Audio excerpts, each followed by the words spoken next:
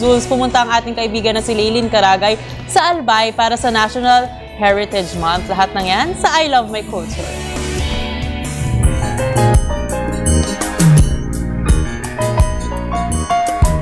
Good morning mga boss! Tuwing sasapit ang buwan ng Mayo, pinagdiriwang natin ng National Heritage Month. Ito ay pinangungunahan ng National Commission for Culture and the Arts o NCCA. Iba't ibang aktibidad ang isinasagawa sa piling lugar ng bansa para hikayatin ang publiko na i-discover, i-document, i-conserve at i-disseminate ang kanilang cultural heritage properties. At ang tema sa pagdiriwang ngayong taon na to ay Pamanang Pinoy Tawi 2014. Heritage Month ay bahagi ng Subcommission on Cultural Heritage flagship activity. Ito ay isang paraan upang mabigyang pansin, mabigyang halaga at pagtibayin ang ating mga pamana mula sa ating mga ninuno.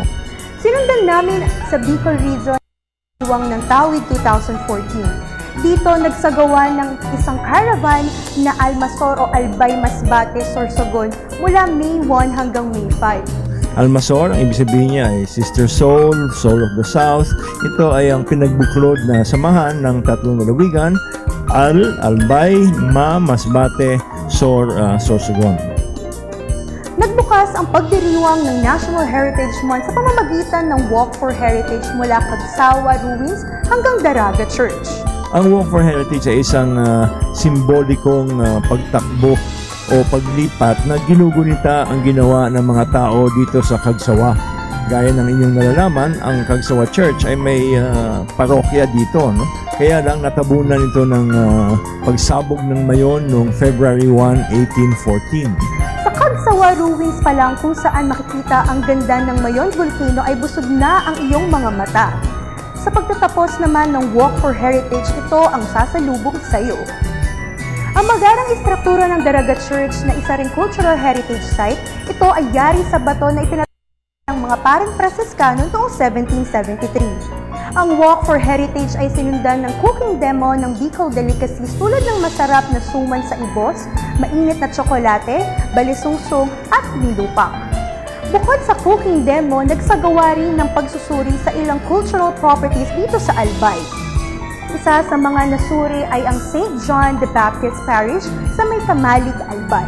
Itong Kamalig Church dito sa Albay ay i-recommend na natin for declaration, most probably as a national cultural treasure dahil intact pa siya. Nandyan pa yung kanyang original material. So we really recommend it for declaration.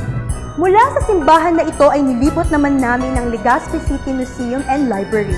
Our museum is based on a historical compilations of things that have been part ng Legazpi City. And meron din kaming mga lumang mga items that were donated to the museum plus the other paintings that have been made by local artists.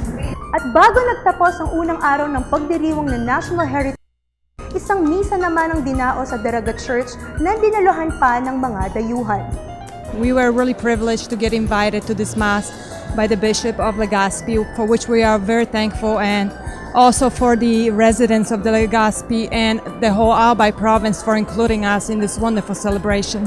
It was my first time here in the Philippines celebrating Mass. I really enjoyed it. It was great to see how you celebrate it, and I was happy to be a part of it. Sinundan ng misa ng formal na pagbubukas ng National Heritage Month na dinaluhan ng ilang personalidad tulad ni Albay Governor Joey Salceda at Enchong D. Yung kultura kasi yan po ang pundasyon ng ating pagkakaisa. You should practice culture para po maging kasama sa muscle memory mo. Ang kultura po kasi dapat buhay at nag-evolve. Hindi man patay ang kultura na preserve mo na, ipalaminate mo na lang. Kailangan po yung kultura ay patuloy po yung pag-eksperimento, pero dapat ang kultura ay pang-araw-araw na bagay sa ating pong pagiging Pilipino. At ang kanilang panawagan? Dapat wag natin siguro kalimutan yung pwede natin tangkilikin katulad dito sa Bicol, like yung Mayon Volcano, yung mga pagkain natin, itong Daraga Church. Marami tayong bagay na pwedeng tangkilikin at ipagmalaki. Pero dapat kasama nun, alagaan natin, tsaka wag nating abusuhin. Siyempre, hindi magtatapos ang gabi ng walang pagpapakitang gilas mula sa kabataan ng Daraga. Kaya kanilang ipinamalas ang paraan ng panliligaw noong unang araw, ang paghaharana. Hindi maikakailang ang ating bansa ay tahanan ng mayaman na kultura at sining. Kaya't mahalaga na sama-sama natin itong pahalagahan, pangalagaan at pagyabugin para sa mga maging susunod na henerasyon makinabang. Para sa I Love My Culture, ito po si Leilin Caragay.